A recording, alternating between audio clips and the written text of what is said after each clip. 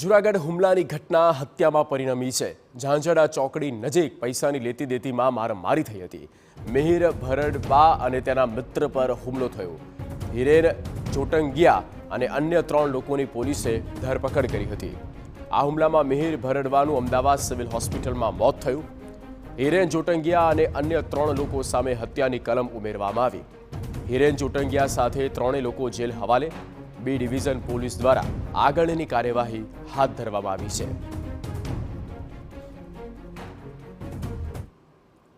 કમનસીબે અમદાવાદ સિવિલ હોસ્પિટલમાં આજે મિહિર સરમણભાઈ ભરડવા છે તેમનું સારવાર દરમિયાન દુઃખદ અવસાન થયેલું। તેમને ઇન્ક્વેસ્ટ ભરવાની તજવીજ હાલ શરૂ છે।